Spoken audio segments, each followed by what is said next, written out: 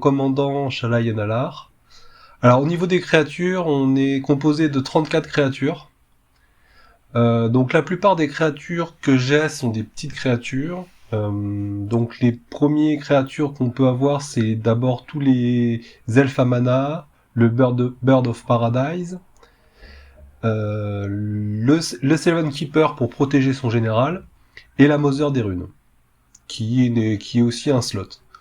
Au niveau des elfes, il y a tous les elfes, le Mystic Elf, le Llanowar Elf et l'Avacyn. Allosaurus Sphered, c'est plutôt pour les jeux bleus. Pour les jeux artefacts, on a Collector Urf. Et contre les jeux qui ont des généraux assez forts, donc ça sera Dranith directement. On a aussi des tutos avec Fauna Shaman et un effet grand abolisseur avec Kutzil. Et on peut protéger aussi ces créatures avec Self Spirit, la Sigarda et la Shalai. Donc ça, ce sera les deux principaux. J'ai rajouté aussi le deuxième, la deuxième créature qui permet de pas jouer, que les adversaires ne jouent pas de sort durant votre tour.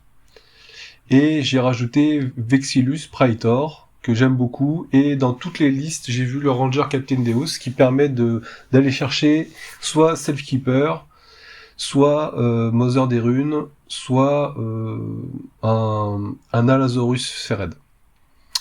Au niveau des créatures, il y a à peu près 34 créatures, donc entre 33 et 34 créatures, c'était ce qu'il fallait pour que le deck tourne plutôt bien.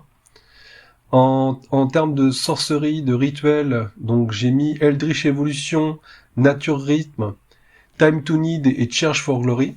Donc ça sera les 4 sorceries, 4 rituels qui vont vous permettre d'aller tuto directement la créature pour pouvoir aller chercher Red Terror. Donc le but c'est de jouer son général et ensuite d'aller tuto avec les manas restants au tour d'après pour pouvoir après poser Shala Yanalar, pour pouvoir payer Red Terror et pour pouvoir ensuite avoir les marqueurs +1/+1. Au niveau des instants, j'ai mis 16 instants. Donc la plupart du temps c'est des tutors avec Uncanny Tutor et Worldy Tutor, de la gestion avec Stroke Mainnet, Chaos Warp et Crosian Creep parce que fraction de seconde. Beaucoup joué aussi un peu type Deflecting SWAT, Ultimately Malfunction et Deflecting SWAT, donc ça sera les deux, et le Sword et le Path to Exile. Voilà, et un seul contre pour pouvoir protéger la combo. On a quand même Deflecting SWAT et le deuxième pour pouvoir protéger, et on a aussi Tamiyo qui nous permet aussi de protéger avec Tyvar Sand, son général. Et ça sera plus côté silence, donc plutôt en CEDH on utilise silence, que c'est chaque adversaire. Là, les joueurs non plus ne peuvent pas jouer de sorts, donc les joueurs ne peuvent pas jouer de sorts non créatures ce tour. Et aussi, tu peux exiler tous les cimetières, ce qui est quand même assez pratique en CEDH. Des fois, ça peut arriver on doit gérer les cimetières et du coup, ça peut devenir un peu plus compliqué. En termes d'artefacts, j'ai mis les 4 meilleurs, sachant que j'ai enlevé Chromatic Lanterne. Donc j'ai mis Sol Ring, Arcade Signet et j'ai rajouté One Ring pour l'aspect pioche. Ensuite, en termes d'enchantement, on a Survie du plus apte, où on peut aller tuto facilement et aller chercher Red Terror, ou des créatures stacks, que je vais vous présenter par la suite. Et ensuite, vous avez Rest in Peace contre les cimetières, et les deux cartes super importantes, c'est les joueurs jouent un sort par tour. Ça va pouvoir freiner la partie, et ça va permettre en fait que vous puissiez jouer de façon normale, sans que les autres puissent partir en storm, ou jouer plusieurs sorts dans un seul tour, ou pouvoir gagner la partie avec une combinaison quelle qu'il soit.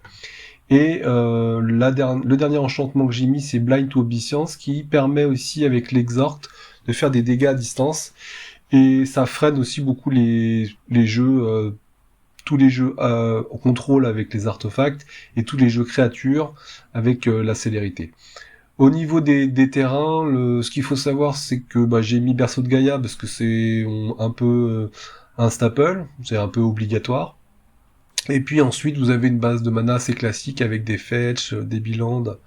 Voilà, donc là, j'ai déjà aussi essayé de de mettre le moins possible de forêt, de plaine, mais je garde quand même des terrains basiques pour Blue Moon.